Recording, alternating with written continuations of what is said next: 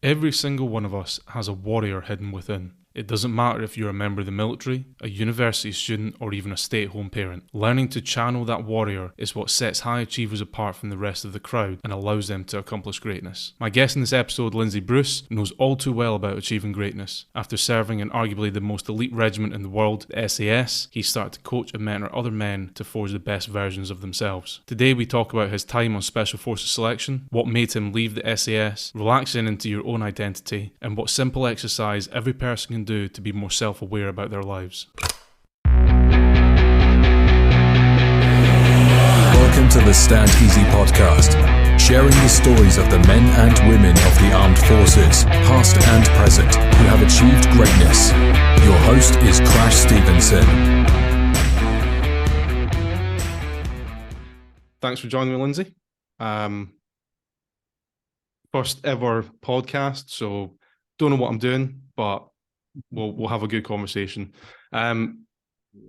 What motivated you to it was the army you joined originally, wasn't it? Yeah, so I joined the army when I was 17. So the painful story that I don't really tell many people, I think I've actually talked about this in a podcast before. You'll love this because it's about the Marines and it's going to make me look bad, right? And that was when I was 15 and a half. I forget the age that you could join the Marines, but I actually applied to join the Marines initially. That was the first service I tried to join. Yeah. Partly because my brothers were in the RHF. It was a Scottish regiment. It's now two Scots, part of the restructuring of the Scottish division. But back then it was the RHF, the Royal Highland Fusiliers. Now, my two brothers were in that. Let me put my WhatsApp off because it's going to interfere. So my two brothers were in. My dad was in. His two brothers were in. It's really strong family history in the battalion.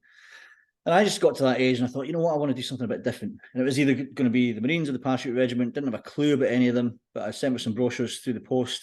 The one from the Marines turned up first. I thought, like the look of that, and applied. Because I had done epically bad at school, and I probably never went for most of the last year, left with no qualifications, and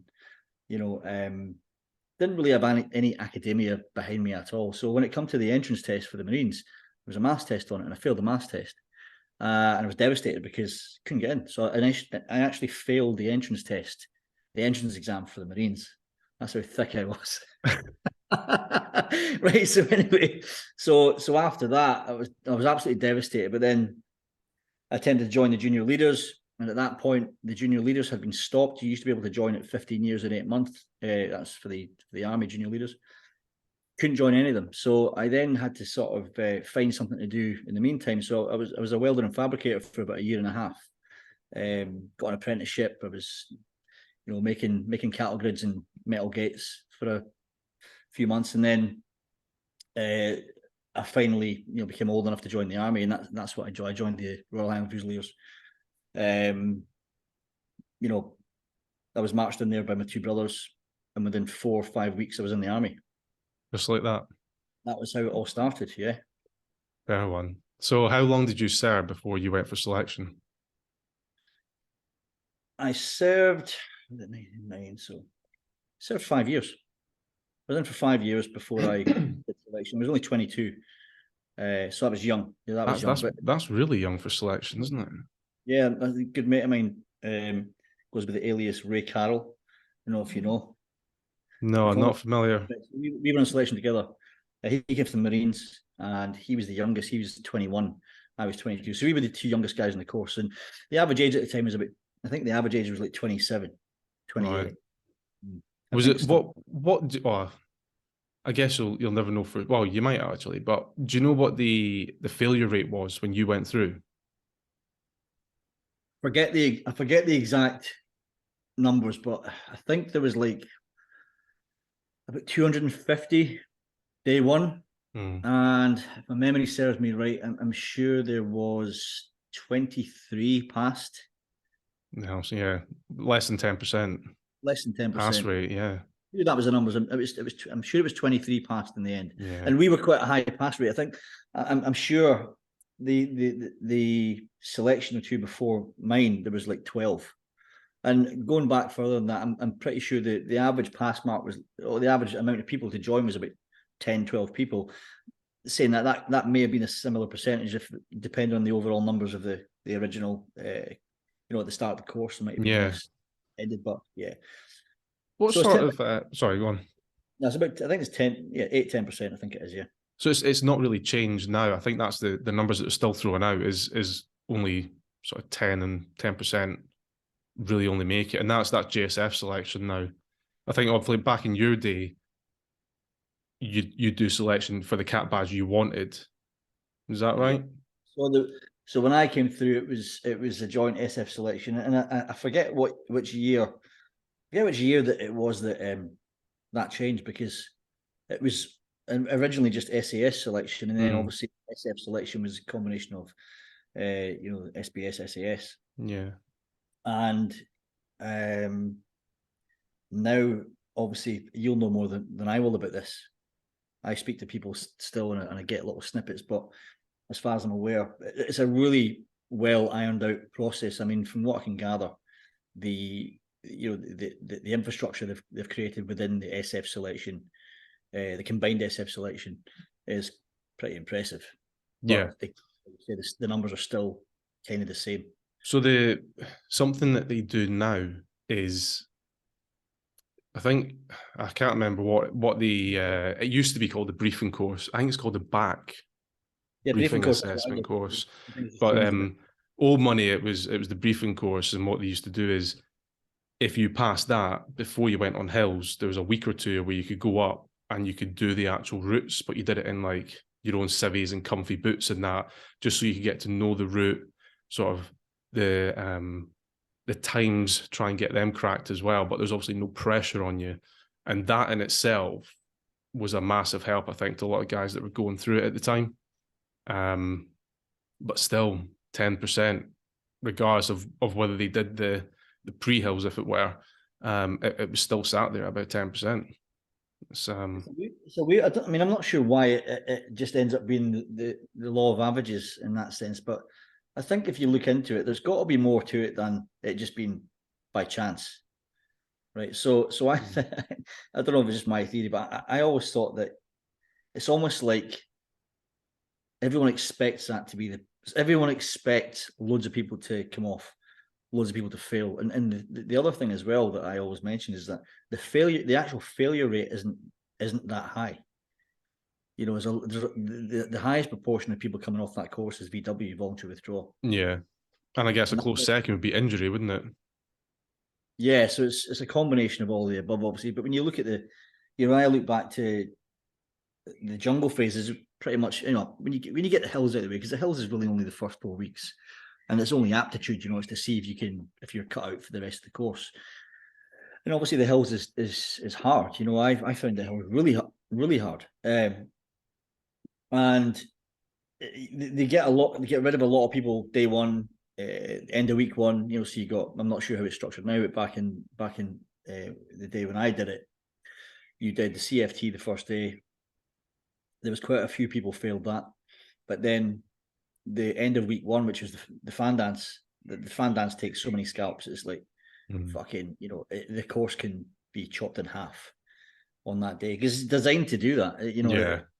What's the point in taking so many people forward if they can't pass the fan dance? And the fan dance is fucking hard.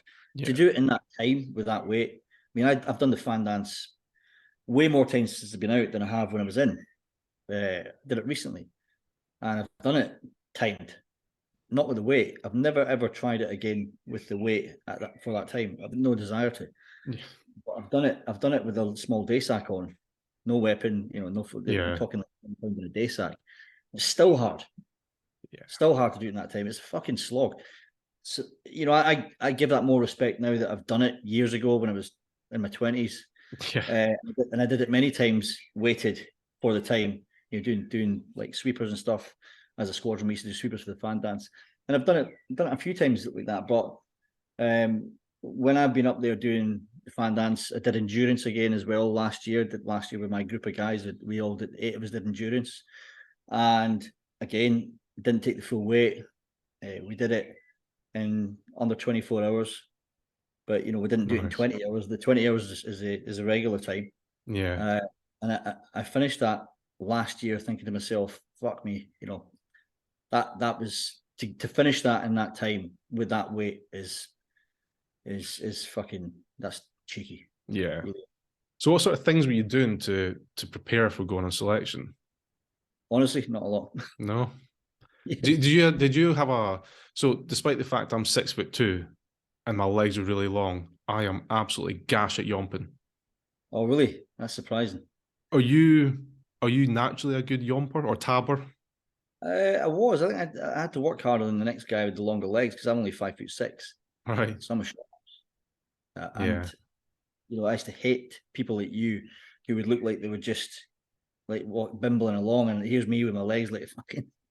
I mean, I'm probably good for the first sort of like 3 or 4 miles. I look quite strong, and then I don't know, that switch in my brain just goes, "This is fucking shit." Well, I would say, I think before I did selection, obviously you go for selection because you think you might have a chance of passing it. You obviously have to feel fit enough. So for me, it was always how I felt beforehand. I was one of the fitter guys in my battalion, so I was always one of the best cross country runners. I was always one of the first over the line. I did, when I did junior brecking, SCBC, I was, I came first in the 2 mile or the 3 miler. I was always one of the faster ones with weight, regardless of size. I always remember what one of my platoon commanders always said. That was when I did my pre-brecking. I always remember a guy who was my first platoon commander. He also ran the pre-brecking that I was on. And I always remember him saying, he says, it's quite funny when I see, he says, just this massive Bergen and a little pair of legs. And I could just shift. I could always shift with the Bergen on. I was always really fit. Yeah. And I got exceptionally fit around that time. Like 1999, I was probably like my peak fitness. And then went on selection January 2000. And yeah, I mean, and I still found it hard. And I found it more difficult towards the end of the hills phase when things started to really set in, like the fatigue really started to set in. You start in your Achilles tendon. My Achilles tendon was a real problem for me. I had really bad Achilles tendonitis, which really fucked me up.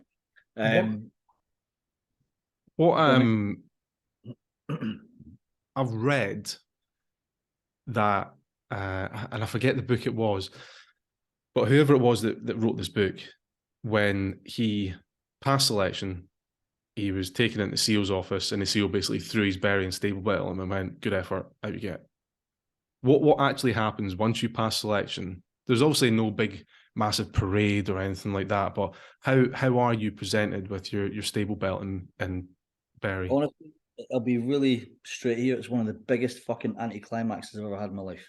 No. Yes, the reality is, it's just not. I mean, how do I say it? It's obviously good, but you just know you're getting. It's not like it's not like a big crescendo moment at the end of selection, but you find out if you passed and you get your berry. It's like, it would be great if it was like that, but it becomes a little bit of a formality at that point. So obviously a really proud day. Yeah. When you do badging day, and within the actual experience of that is a really proud moment within yourself. You know you've done it, but you've known you're going to do it for a long time before that. Unless you really fuck something. Not hardly anyone. There's a very, very small number of people in the history of the regiment I think have failed at the latter stages. The latest stage someone's really going to fail is combat and survival, and that's rare. Right. Most people pass that. So the big hurdle on selection, well, 2 major hurdles in selection. One's test week in the hills. Well, one's just getting through the hills and then passing all the marchers. And the second one, the major one, is the jungle, obviously, which you probably know about. So that is the jungle is really the big marker. That's when you really get that. So the feeling that you think you get in badging day, you get that when you find out you've passed the jungle. Yeah. Because what happens is, and they never used to do this. You see, and I remember, I think years ago there was some. This is just like going off memory of what I was told years and years ago. But they used to tell you you'd passed out in Brunei. So you'd go out to the jungle, do the jungle phase in Brunei, and you would get told right at the end when you come out of the trees, you're back in the camp. You'd be told then if you'd passed or not. And then after everyone finds out if they passed or failed, they then have a piss up. Now, as as the tale goes, apparently there was a student on selection that had a grievance with a DS, and ended up there was a fucking massive drama where someone was wanting to fight somebody, one of the DS, and I think as a result of that they changed the format. So they said, right, we're not going to tell anyone they've passed until we're back in Hereford. Right. So you had to wait. So I remember, and again, there's little telltale markers, right? You don't know for sure because it's the first time you go through it, and no one knows anything. But what I would say is, when you're doing the jungle phase, you can kind of get an idea if you're doing okay, if you're doing well, or they'll never tell you if you're doing well. It's just you're doing fucking exceptionally well. They'll still go, hey, you're doing all right. Yeah, not emotional. But no one gets a You can always do distinction. better. There's no top student. There's no fucking distinctions. It's just you pass or you fail. That's it. Classless society, you know, right? So when I was in the jungle, I thought I was doing. I had a really good DS as well. He's fucking, you know, an exceptional DS in the jungle as well. So and you know, I got the impression that I was doing all right. So I had nothing really to worry about. But you still feel paranoid. And the guys who are on a bit of a sticky wicket, the guys who are maybe struggling a little bit, they will get pulled aside. They'll get pulled aside before the final exercise, and it's a case of, right, you've got to fucking pull this out the bag. You're currently on a fail. You need to really step it up and impress to get a pass. I don't think I've ever heard of anyone get pulled aside and then pass, because they're just not good enough. They just haven't done enough. They're just not cut out for it. But, you know, fair play getting to the end of it is, you know, I remember one guy in my selection in the jungle, he's couldn't soldier to fucking save his life. You know, he just wasn't a soldier. But he was a really fucking resilient individual, and he was a good laugh, and he was the life and soul of the fucking patrol. And, you know, he got to the end and he failed. And he was really happy that he just got to the end. I always remember him saying, look, I'm going to get, I know I'm going to fail. He knew he was doing shit, but he says, I'm not going to fucking jack. I'm not going to VW. I'll be there at the end, because then at least they're fucking finished. Yeah. And I always have massive respect for him, right? So anyway, so when you finish the jungle phase, you go back and you de-regular your kit, and you have a bit of a piss up, and then you all fly home. And I always remember sat there on the flight home, just fucking like overthinking everything in my head, every single bit of the jungle phase, thinking, fucking hell. I remember that, you know, I got picked up for that. I wonder if I failed because of that, right? Or, you know, you're just paranoid, right? So I remember it was like a couple of days you got away, and then you get back to Hereford, and then you all go into the cinema. And it's a bit like, you know, in X Factor when they fucking put the two crowds in different rooms. Yeah, like, you're all the ones that are fucking passed, and then the ones that have failed in another room. Like, you know?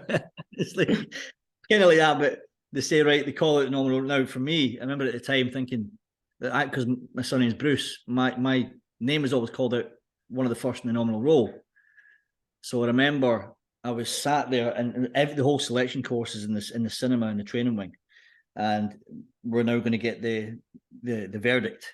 So the chief instructor comes in, and he says, right, the following names go and report to the training officer. So start reading out a list, and as they're reading out the list, and he passes B. He's on the C's and the D's, and it's the ones that are standing up and going out. I'm thinking, yeah, he's a bit of a wanker. He's pretty shit. He didn't do it.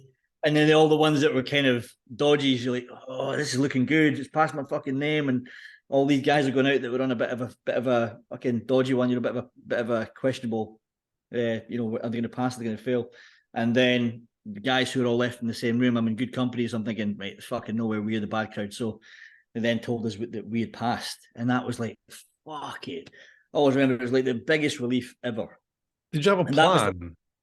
Did you have a plan that had you not been successful, what you were going to do with your career in the infantry? Yeah. I don't know what I'd have done. It would probably depend on what was offered to me, I suppose. But I actually think that if I'd gone back to my unit, I would have been posted out anyway. You know, I reckon it would have been time for me as a corporal. Then I'd have been probably at the training depot or something, training recruits, and I'd probably have liked that. Whether it'd be enough to keep me in, I'm not sure. I had my heart so much set.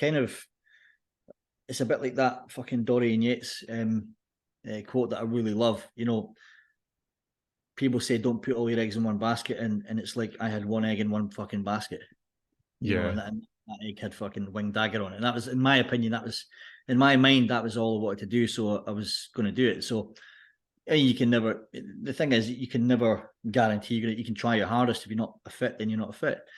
But I was going to do everything that I could have in my power to do, to make it happen.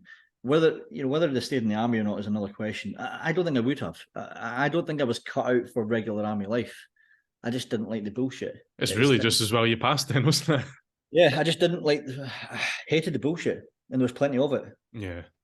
And so you served. How long did you serve in the regiment? 6 years. 6. And 11 years altogether.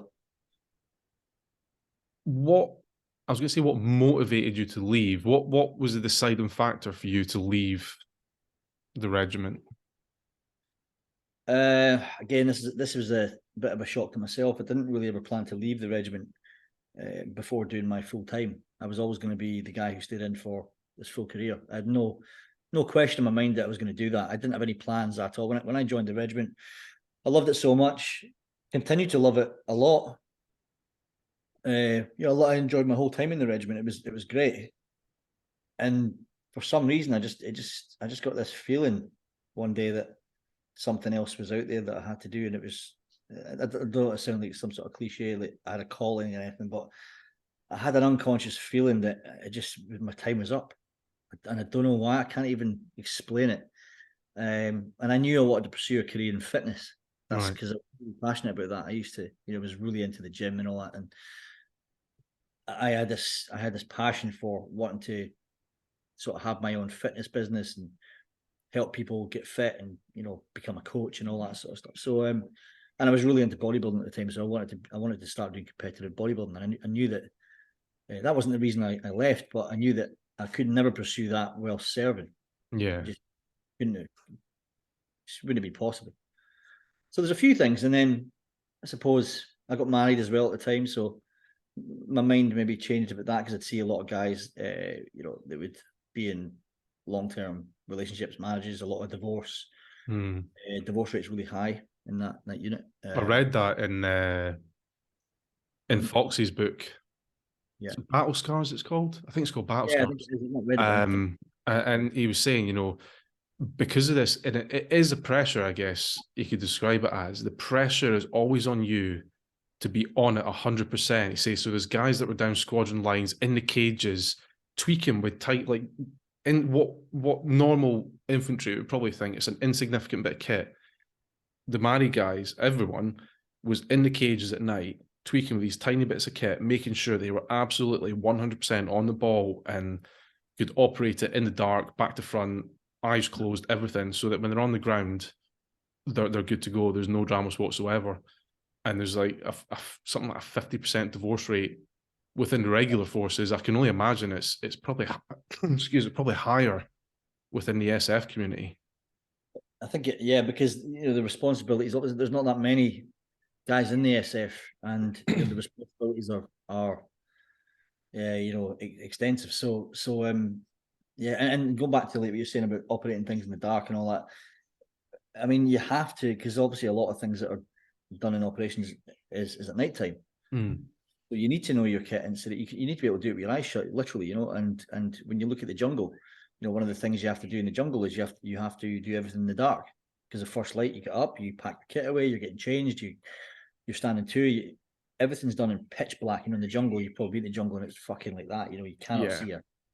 And then the same thing, stand to at night, last light, you wait until it gets pitch black before you start fucking around with your kit, putting your basher up and all that. So everything has to be done. You need to know what everything is, and it's just the way it is. So you mentioned that you had this unconscious calling. So once you left the regiment, did you have this clear vision of what you want to do? Did you move seamlessly straight into it? It wasn't clear. It wasn't clear for a long time. It's one of the things that I always talk about to my guys. Is clarity is one of those things that you get better at it as you get older. Right. As you become more experienced, you realize the importance of it. Therefore, that's why you know that you need it. So therefore, you pursue clarity because you know about it. Yeah. Whereas when you're when it comes to business, for example, when I left the regiment, I left the forces, I didn't have a clue what I was doing in business at all. I had zero clue about marketing, about sales, about anything to do with what is fundamental for a business. Accountants, accounts and stuff like that, bookkeeping. These are all things that I had to learn fucking on the go. But I fucking, I bluffed in my case for a long time when I got out, and I didn't have any business experience, so I just was kind of like, you sort of fake it till you make it. At that point, I mean, I'd never do that now, but I mean, at the time, I remember I just knew I had a passion for fitness and bodybuilding, and I had a great vision for what I wanted to create. But it was essentially something that I would love.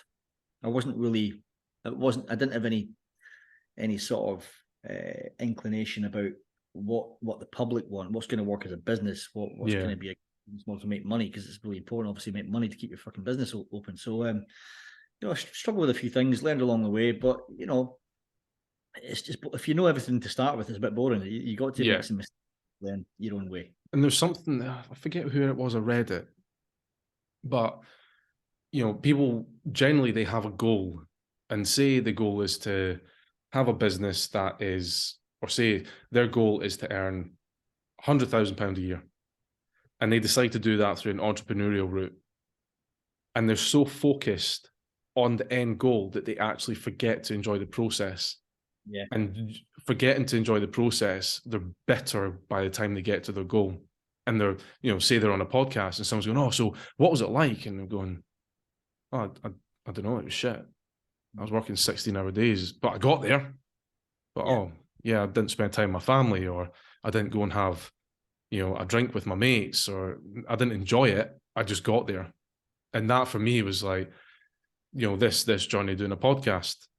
For me, I'm conscious that I need to enjoy this process and not just be like, right, I want 100,000 followers on YouTube, so I can get one of those plaques. It's about enjoying it, and also networking and forming these new relationships. And if they turn into friendships and all this sort of stuff, it's really important. I think I'm getting to that age now where I'm getting a bit sick, fed up of hearing the same shit day in, day out. And I like to speak to people who are out there doing something completely different. Yeah. Absolutely. And you hit the nail on the head, because in anything you do in life, it's really all about enjoying the process, whether it just be living your life. You have to stop and just enjoy the present. And that's what most people don't do. Most people look back in memories, but they'll get a Facebook memory come up and they'll look at it. And I've caught myself doing it. You look at something that's happened 6, 7, maybe 10 years ago, and a photograph comes up, and you have all the happy memories of what that was like then. Because it's not the case now. You just remember this time when it was once great. It's the same as you're in any military pages. Someone will post a picture and it'll be a load of fucking guys yomping Bergens around, or they're doing a 10-mile, and you'd be like, "Oh fucking hell, would you do it all over again?" And all the guys, I always think that it's all the guys that were fucking useless when they were in. We're all going, "Oh, fucking do it all over again." And I was like, you fucking moaned about it when you were doing it. Yeah. So don't. But that's because we remember the past as being, we extract all the happiness from that, and it's either that or we look forward to what the future is going to hold. So when I make this much money, I'll be happy. When I get this house, I'll be happy. When I buy this car, I'll be happy. When I meet my future fucking love of my life, I'll be happy. Yeah. It's like, you won't. It's always like that pursuit, that sort of obsession with that sort of the dopamine that you get from anticipation of future pleasure is a false reality. And the last time, only children do this, but adults don't seem to do it, is being really present in the moment and appreciating everything you have now, and understand that fucking life is actually pretty sweet. And yeah, I don't have all the money I could potentially want right now, or I don't have all the fucking business tools set up that I want for my business. And that's because that's still to come, and you've got to enjoy getting to that point. Yeah. And it's the fruit of the labor really is the bit that's exciting. And so many people, they're either in the past or future, should I say, that they forget the present moment. And it's really important to enjoy that, because that is your life. If you live in the present, you're enjoying your life. And if you're enjoying the things you're doing, and you're being passionate, you're doing the things that you're passionate about, you enjoy your job, you enjoy your life in general, then that will end in a good result. So the results that you're getting all the time, that will compound and lead to something great in the future that you'll be also grateful for. But just chasing shiny objects is not a good way to do it. It's not a good strategy. So your business model is coaching and mentoring men over 40. But why over 40? So I coach and mentor men over 40 to forge the best version of themselves, essentially. And it's because, in business, it's a way more effective strategy to have a very tight niche, especially initially. Mm. And the more you widen that, the more you make that net bigger on your target demographic, whatever message that you're trying to convey, it gets watered down. So yeah, have I had younger men on the program? Yes, but that's the ones that come through anyway, and they're bullshit about it and go, I'm only 30 or I'm only 28, but I really fucking love the sound of this and I want to be on your program. Then I go, cool, respect. Okay. But obviously see what they do. That's really just like a barrier. It's a barrier so that we don't get a bunch of fucking kids. Yeah. Come on the program because it wouldn't be a good fit for it. One, they probably don't earn enough money, and that's not being brash about I charge loads of money, but I charge a respectful amount of money for people that want to come into that program. It's a high level coaching program, and it's very personal. I actually coach the guys myself, so I don't have like success coaches that step in and do my job for me. It's not one of those programs which is, let's face it, in the coaching industry, that is what you're going to get. You don't get the guy who's on the fucking page of the funnel page or whatever. You get me. So I coach my clients myself. I do all the calls, all the live calls. I meet them in person. I'm passionate about what I do, and I want to make sure they get that experience directly from me. So why over 40? Because I can relate to that, being over 40 myself, quite a bit over 40 now, I'm closer to 50 soon. But anyway. You must have a good skincare routine. Lindsay, you're looking good, mate. I'll say close. I've been closer to 50 than 40. That means I'm 46 next week, actually. Or a couple of weeks' time. So anyway, I suppose, bear in mind, I started this program. I started coaching men specifically over 40, and I started the Modern Warrior Project just over 2 years ago. About 2.5 years ago, it started. And it started because I wanted to do something different. And again, when we talk about clarity, and this is something I talk about a lot to my clients, because a lot of people, they're just really obsessed about finding purpose. What's my mission? What's my purpose? Why am I on this earth? What am I here to do? Because we're surrounded by it every time you open social media these days about things relating to that. And if you're into personal development and you follow certain personalities that are maybe very famous personal development gurus, there's a lot of the same. I mean, essentially, it's just a regurgitation of old stuff, repackaged and delivered in a different way by someone else, right? It's all, none of it's brand new. You just rebrand it and fucking make it your own. And there's things that I do that I kind of think, well, that's my way. But let's face it, everything I've learned, I've had to learn from somewhere else or someone else. So it's regurgitation, and people need to admit that because that's what it is. Yeah. But it's still important to get the message out, right? And it's how you coach people, how you can get that person to go from where they are to where they want to be. That's the bit, that's the magic there, right? So, but when it comes to the demographic of over 40s, that was kind of spawned through lockdown. So I had a couple of gyms over the space of 15 years. My last gym, I left that gym business about 18 months ago, maybe a bit more than that. And when I was running my gym, I loved that. So that's what I did from when I left the military. I did security work for maybe 18 months to a couple of years. Then I opened my first gym, and then I ended up opening another one. And I was passionate about the gym business. I mean, that's where I developed all my coaching skills for getting people fit, getting people in shape. I was a competitive bodybuilder myself for about 10 years. And, that was my passion for a chapter. And as that chapter got longer, towards the end, that passion started to wane off a little bit. And it wasn't because I didn't like it. It was because I just knew it wasn't what I was supposed to be doing. It didn't feel like it was a good fit. I thought, I'm not actually living the way I'm not actually doing what I feel really passionate about now. So I knew there was something, and during lockdown really gave me the bandwidth to sit back and relax and ask myself the right questions and work these things out, because beforehand I'd just been arse up, head down, at a million miles an hour for years, and become very habitual in the way I was living with the gym business, and it became a really old business. After being doing it for like fucking 15 years, it became something I've been doing for a long time. So, my flair for it just wasn't there anymore. I loved what I'd achieved, but at the same time, it was always that knowing that there was something else that was even more dialed into what I should be doing, that was really that I could be passionate about.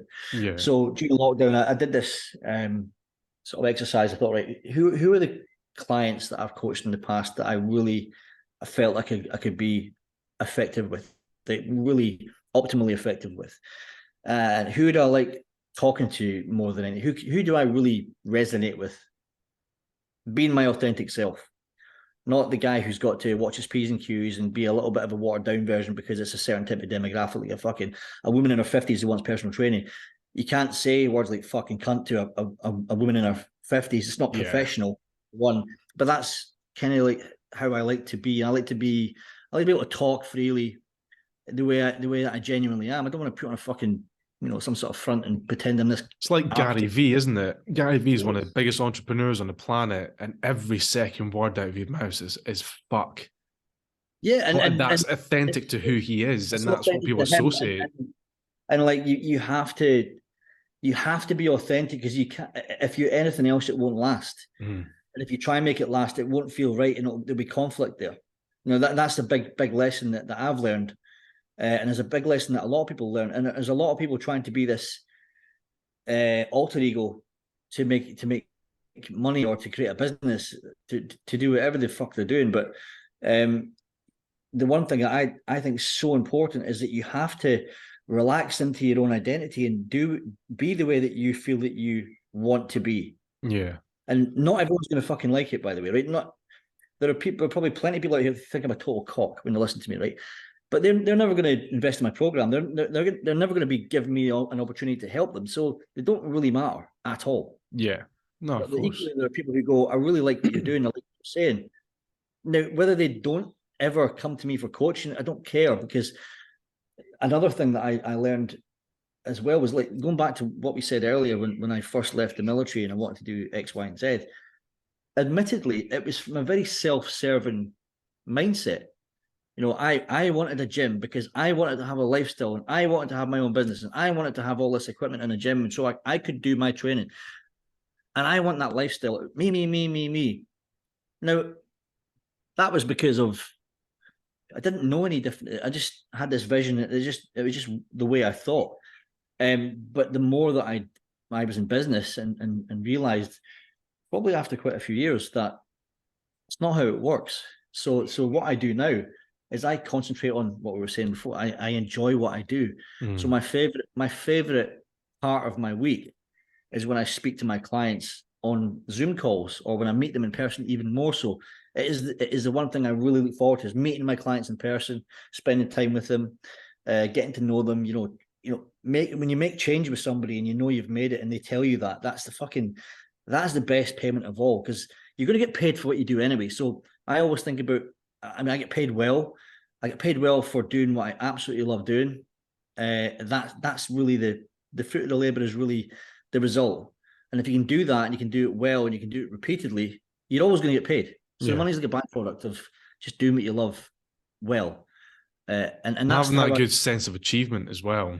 You have helped someone better their lives. And I suppose, like you said, the money is it's a byproduct. It allows you to live a certain lifestyle, but actually the important thing is serving others and allowing them to level up and achieve their next goals. It's like when you hear about someone who's made a lot of money. So we take somebody like Tony Robbins, right? If you look at Tony Robbins, the guy's worth probably, I don't know if he's a billionaire. He's nearly a billionaire. I think he's got to be close to a billionaire. Must be, yeah. So regardless of that, when he had hundreds of millions, when he's worth hundreds of millions, And people would say, well, why is he still doing that? Because he's never going to have to work again. He's like, he's got enough money to last him fucking many lifetimes. But it's not about the money. Of course, it's not about the money. Why does Lionel Messi still play football? He could retire tomorrow with enough money for fucking generations to come. Yeah. He loves what he does. So there comes a point where you go, how much money do you really need? Yeah. Because you get to a point where you've got enough money to pay your bills, then you'll have enough money with some left over to put some aside, then you'll be financially free. And then after that point, when you've got more money than you would ever need, if you could say, I could literally do fuck all for the rest of my life and I'd still have enough money, then anything else is just showing off. You can just buy more shit. I think the best example of that I've read is Warren Buffett. So Warren Buffett and his wife still live in the house they bought in the 60s. Yeah. And it was something like, I think he was a millionaire at the time. So he had this dream of becoming a millionaire by the time he was 30. I think he became a millionaire at 29. And the marital home, I think they bought for something like 250,000, and they still live in it to this day. The guy's worth, I think now he is worth over $100 billion. If not, he's close to it. But like you said, he doesn't have to work. It's because he has that passion, that raw going in, reading 500 pages worth of newspapers, looking at the charts, and he finds it so interesting that, you know, there's that old saying that if you find a job you love, you'll never work a day in your life. And that's exactly what he's got, you know. And if someone does do it for money, I'll say, if you're doing anything for money, yeah, it's good to do something. Money's great, right? I mean, money is something that it buys you freedom. So if you were to do day trading, you're not going to do that because you really get excited. Because most people go, fucking hell, it's actually quite hard work. But if you did day trading or in some sort of fucking investment type of, you're sat on a computer and you're fucking watching. Like, to me, that's something that people do to buy them freedom to do other shit they like to do. I've got a friend who does that. A guy who you might have heard of. He's got his handle on Instagram is Bully Bolang. Ryan McInnes. Right. He's a Scottish guy, ex-army, moved out to Indonesia. He's actually one of my clients as well. So he runs trading courses. He does trading courses. He teaches trading. He's very successful at it himself. And the other half of his life is he goes out and does all this adventure stuff in the jungle and all that sort of stuff. And he fucking loves it. He's got a YouTube channel that's got something like 700,000 subscribers. He's nice on YouTube. So he's got the plaques and all that. But he does the trading to make money, and he that fuels his life doing what he absolutely loves and what he's passionate about, which is going out and doing adventures and, you know, in the jungle and going up volcanoes and taking groups up there. That's what he loves to do. So aside from that, I mean, if you were just to do something like open a business just to make money, fucking forget it. You're doing it for all the wrong reasons. Because then when you have, if you're lucky enough to make enough money that you go, I've got enough money now, then there's no passion there to keep that successful, and that's going to really show in any business. Yeah, I think you've got to have the motivation from contribution and the impact you can have. So what impact can you have on people's lives with the business that you're going to run? And that could be to make the best fucking shoes. It could be, so if you make sports cars, you're not helping the poor, but the passion is something that you want to be the best at, and you want to give the experience. You want to provide an experience for people that's unmatched. Yeah. So definitely doing anything like that for money is, business should be done from passion. What would you say is probably the most common theme that men in their 40s have that they want to improve? Is it fitness? Is it mindset? Is it money? Do they want to earn more money? Is it, building better relationships with their spouses? Is there anything specifically that you're like, oh, my last 10 clients, they've all had this in common? Or is it just very broad? There are definitely trends, and they fall into different categories.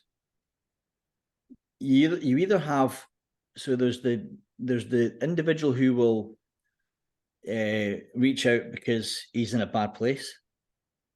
So he's let himself go physically. His relationship's breaking down because He's not spending enough time at home because he's fucking working all the time. He doesn't, he's trying to spend all his time making money. He doesn't have time to look after himself. This is like, obviously that's bullshit, but we get to that part, right? Yeah.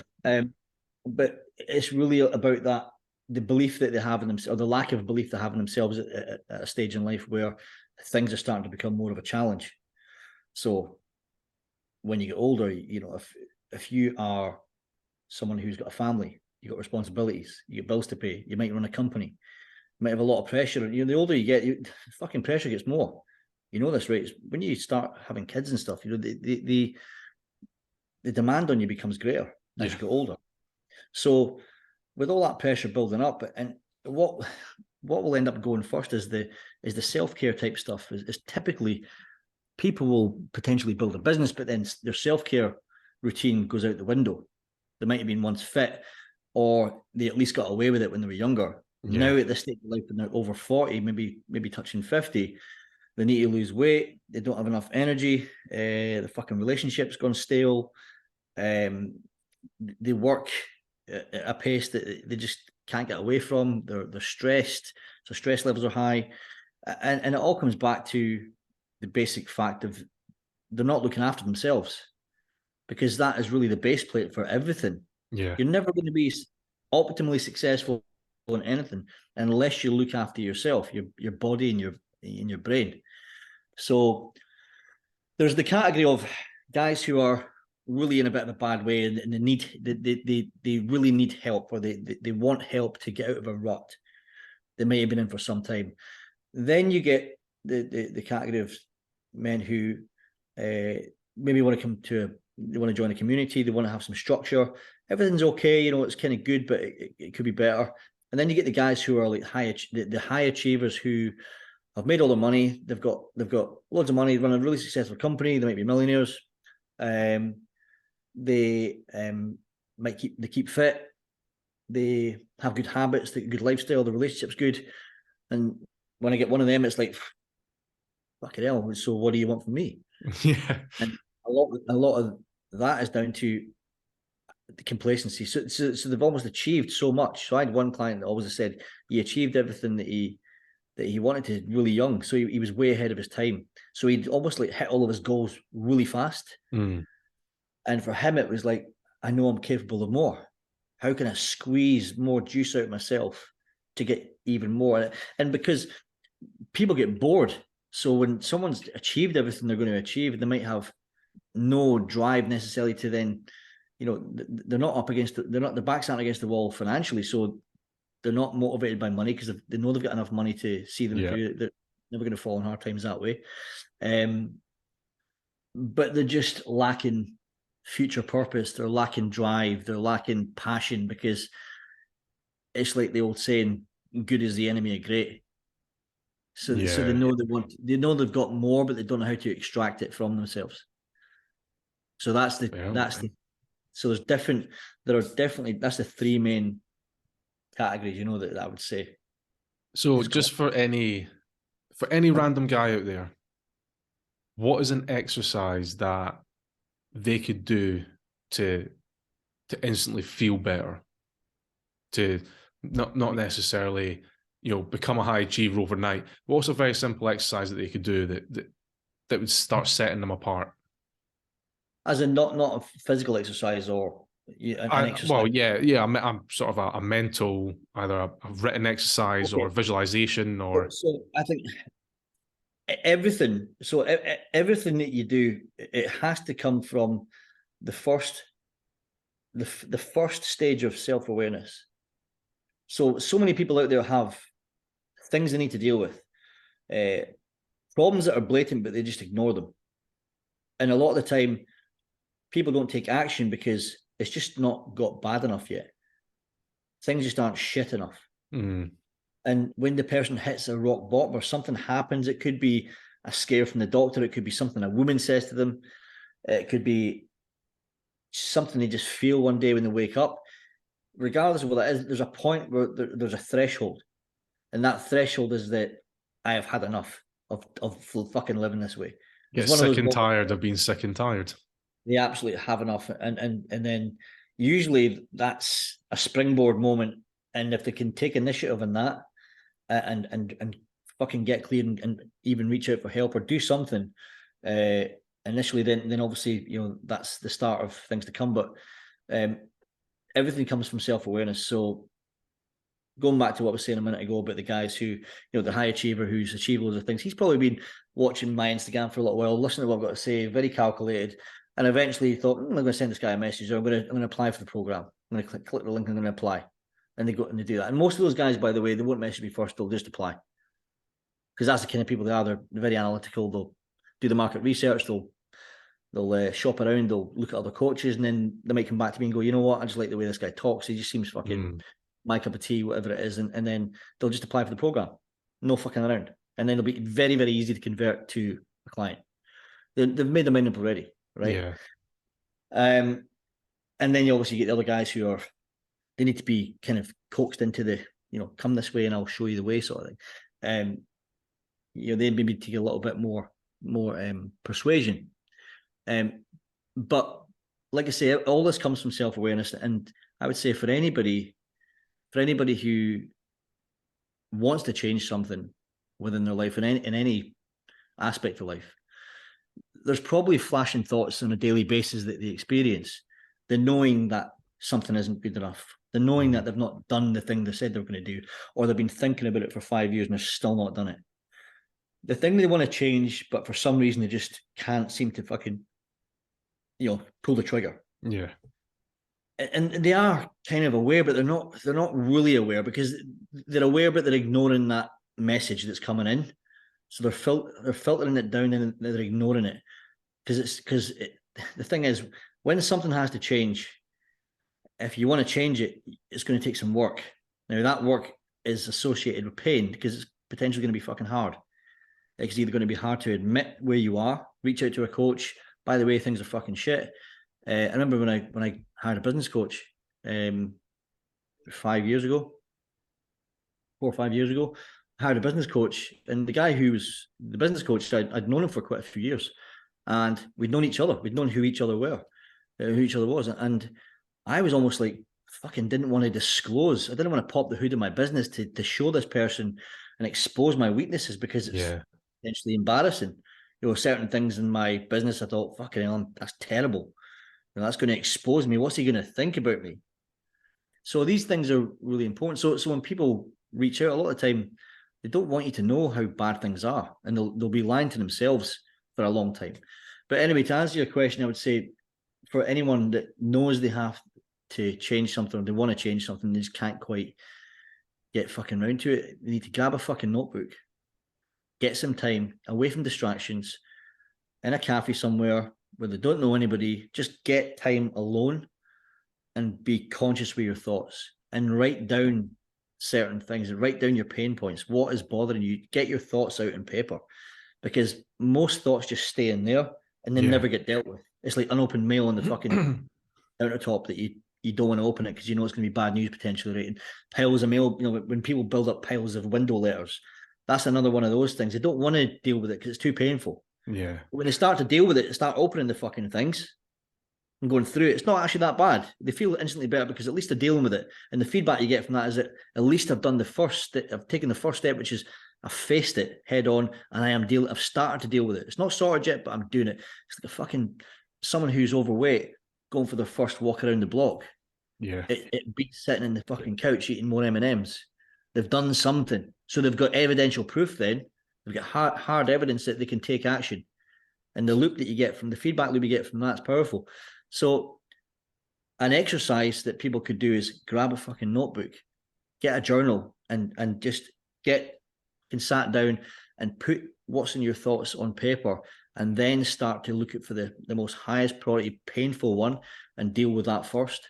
And then, you know, obviously when I run my program, I've got very structured things for all this that then dissects it all. So like for example, I created the model within the Modern Warrior Project, which is off the basis of mission, method, matter. Right. So mission is all about, you know, your vision, your purpose, your goals. So everything's got subcategories and subcategories, but it's all based off those three pillars. So mission, where you're going. So visualizing where you're going. What is your purpose? What is your mission? What are the goals within that sector to achieve that? And then your method is essentially the plan, your analysis, your execution. Building a plan to actually get you there. So essentially, like your destination, there's your route card is your method, and then the vehicle is your mind and body. So the matter is the physical matter of your mind and body, your brain and body. So mission, method, matter is it all starts there. So the modern warrior that's the three pillars: mission, method, and matter. Where am I going? What's my plan? And is the vehicle robust enough to make the fucking journey?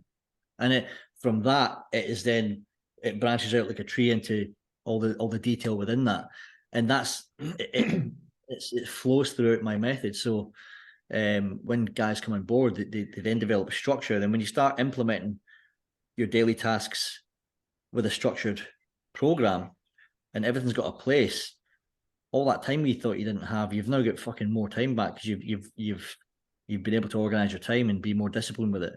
Right. You've got clarity, and this is all the things that, when it comes to coaching, it's about bringing out of these guys what it is they really want.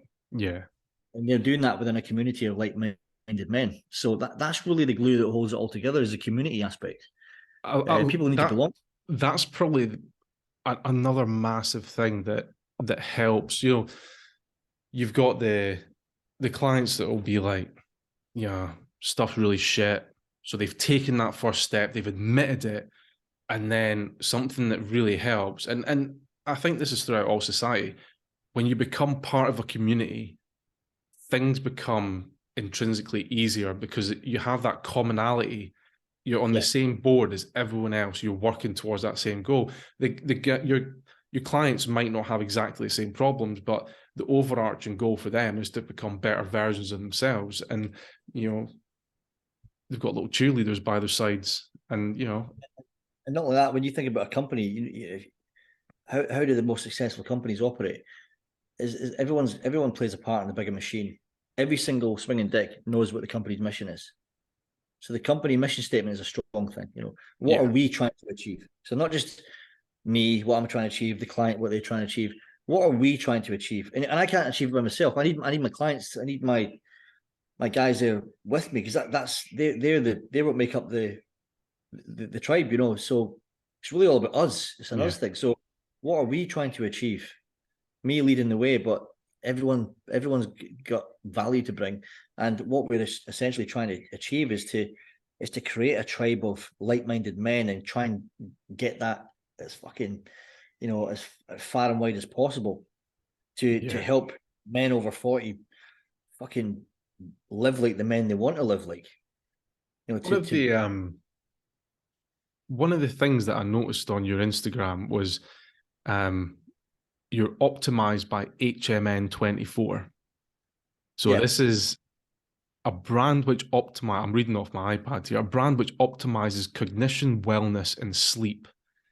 Mm-hmm. The question is, how important is sleep to you? How much of a priority is it in your day-to-day life? It's one of the things, it's probably the first thing that we look at.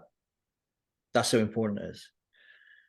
And it's something that a lot of the demographic I struggle with. Sleep's a big problem. Yeah. Especially... So I was going to say, I read, you probably read it as well, Why We Sleep by Dr. Matthew Walker. I've not read that book, but I know the book you mean. So that absolutely blew me away. When I got done reading it, I was like, right, clearly, one, my sleep needs to be prioritized. I've got quite a good routine in terms of going to sleep and waking up. But for me, so I suffer from a condition called ulcerative colitis. And one of the symptoms is needing to go to the toilet. Right, okay. But for me, the reason why I was like, fuck, after reading this book is that I'm getting up, well, prior to when I was on medication for it, I was getting up 2-3 times a night during the night. And I was like, reading that, if you're getting less than, I think it's 6.5 hours, that is suboptimal. And that leads to an increase in chances of getting neurodegenerative diseases such as Alzheimer's and dementia and all this. And I'm like, I actually don't have the opportunity now that I'm getting medicated for it. I'm getting the full 7.5, 8 hours sleep. But just reading that, and I'm like, shit, and everything is tied to sleep. I remember reading that there's a misconception that if you go and you do a really, really good phys session, and everyone's meant to have done it, regardless of whether they're elite athletes or whether they're just starting in the gym, they'll do a really sweaty gym session, they'll get really out of breath, and later on they'll be like, yeah, I'm going to sleep well tonight. No. Yeah, It's the polar opposite. You get a really good night's sleep, that actually means that you can perform a lot better. You can push yourself harder and everything else that goes with it. And so many things in that book absolutely blew my mind. I mean, there's mortality issues directly attached to poor sleep, definitely. And I would say that it's so the thing that I try to improve with clients, and I do this myself, obviously, is that it's really the quality of the sleep rather than the time you spent in bed. So a lot of people will say, well, I go to bed at 10, I get up at 6, I get 8 hours sleep. Well, if you go to bed at 10, your head hits a pillow, you fall asleep, and you don't fucking wake up till 8 o'clock, and a high proportion of that is deep sleep or REM sleep, then fucking hell, congratulations. But that's not, you can at least shave an hour and a half off that straight away. And then for the 6.5 you got left, how much of that is deep in REM sleep, right? So it really comes down to the restorative sleep, should I say, within your sleep window. How much is light sleep? How much is REM sleep? How much is deep sleep? Deep and REM sleep are the restorative. I almost say that word. Are the restorative sleep hours and minutes? So what sort of things are you? I mean, because if your clients are those, say they are like I think it was the second group you mentioned, where they're high performance, they're working long hours, they've clearly built these bad habits. So how do you get them to reset? Every single one of that demographic will have bad sleep for different reasons. The guy who's in maybe shit state, put on weight, probably drinks too much. Alcohol's probably the biggest fucking. That's probably the biggest catalyst for bad sleep. I mean, alcohol screws your recovery up like nothing. Yeah, nothing else. I remember reading in that book as well that even decaffeinated coffee still contains caffeine, which is almost like false advertising. But even decaffeinated coffee can take up to 9 hours to get out of your system. Yeah, that's so why. If you're kids are in bed at 7, you're sat there with the other half. Oh, we'll have a decaf coffee. Boom, you're not getting them back. Yeah, your sleep. You'll go to sleep, but the sleep quality is going to be shit. Yeah, like tea. I have tea at night. I mean, tea's got caffeine, but it's still thiamine in it, so that can counteract the effects of the negative effects of caffeine. So when you look at the Human 24 model of how those supplements are designed, it's all obviously worked around circadian rhythm, and that can look different for everybody because people that are in shifts versus people who are working a 9 to 5, people work from home, people that work for companies overseas. They may have very unsociable hours. So everyone's circadian rhythm, and obviously circadian is like the fucking cycle of a day, right? It comes from Latin. So that's just for people who might not know what the fucking circadian rhythm is, but it's a daily cycle. When you wake, when you go to bed, and everything else in between that. So when it comes to sleep, you have to set yourself up you have to prepare for good sleep. So how are you setting up for good sleep? That's a big factor. Not just a case of when you go to bed, when you get up and having those 2 hours on a piece of string. It's about what you do in that waking window that will dictate how your sleep window and the performance of your sleep is. Yeah. So that comes down to various other good habits like exercise, like nutrition, supplementation, mindfulness. Anything that's going to, keep your body as close to homeostasis or get it back, homeostasis, or get it back there after arduous activity or intense exercise. Yeah. So when it comes to the timing of that, depending on what your average day looks like, is going to depend how you set that up. So when it comes to sleep, you want to be getting enough restorative sleep during your sleep window. But if you're someone who does shifts, then you should be looking at just over the day collectively getting enough sleep. So things like implementation of naps to increase your overall sleep within a 24-hour period. So when it comes to the supplements, they're all designed to slot in at different stages. Right. So if we're talking about a typical day where someone gets up in the morning, works in the day, goes home at night, and then goes to bed, then the supplements are designed to be slotted into each part of that day. So you get up. There's actually a new product coming out very shortly called Hydrate, and it's an electrolyte product. Okay. The idea with that is to take that first thing in the morning. So the first thing you would take when you wake up, if you're going with the Human 24 Live On Form pack, which is all the products, you take the electrolyte drink first thing when you wake up. After about 90 minutes, you would then take the morning product, which is Rise, and that's got a bunch of stuff in there for antioxidant purposes, optimizing cognition. It's got a little bit of creatine in there. It's got a load of other ingredients, which are it's a really interesting product. That helps you optimize the first part of your day. Now that typical part of the day where you would likely hit a slump. So when you would take when you typically want to get a fucking nap, you probably have too much coffee in the morning, and then before you know it, adenosine builds up, and then before you know it, you're crashing in the afternoon. You then want to nap. So the product called Flow is slotted into that middle of the day to keep you optimizing your cognitive function and energy levels to then see you through.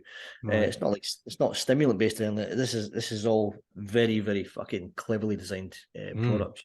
Edge. So then in the evening when you're going to start ramping things down, you would then take pre-sleep, and pre-sleep is the sleep product that will help you get a good night's sleep. But that's one of those things that like a lot of supplements that you have to persevere with it. You have to take it for at least a couple of weeks before it will start to really have the effects.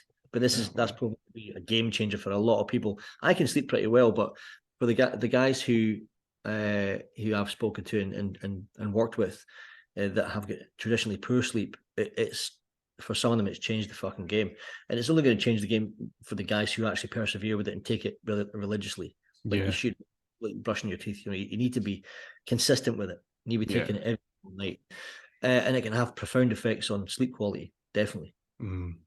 So that's how it's all works. So you got your 4 products, and then you take them throughout the day. And it just ties that whole circadian rhythm together and optimizes the whole window. That's nice. The whole idea. Hence why the tagline, fueling human potential. Yeah, well, we're getting close to wrapping up on time there, but there's one question that I'd like to ask every single guest. The last question that I asked them on the interview is, what did it mean to you to serve in the armed forces? Good question. You caught me off guard there, but I mean, for me, it was family history. I wanted to do what my brothers had done or were doing at the time, what my dad had done. I wanted to make them proud. I wanted a fucking job at the time. I wanted money. I was always obsessed about joining the army anyway. So but then doing what I did after that, and really for me, it was about achieving the cap badge that I did. Yeah. For me, it's one of the most significant things I'll probably ever do in my life. I'm not done yet, but at the same time, that was one of those moments, and there's a chapter in my life that I'm immensely proud of, and still am. Because I served for the most elite regiment in the world. So, it obviously comes with its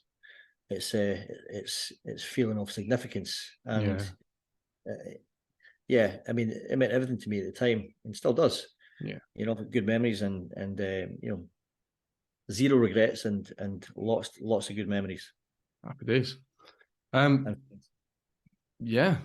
Well, thanks very much for coming on, and it's been genuine. It's been an absolute pleasure, and thanks for coming on, spending time with an absolute nobody in the podcast world. It has been hoofing.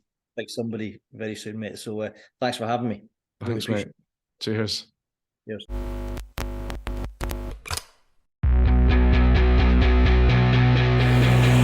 Thank you for listening to the Stand Easy podcast with your host, Crash Stevenson.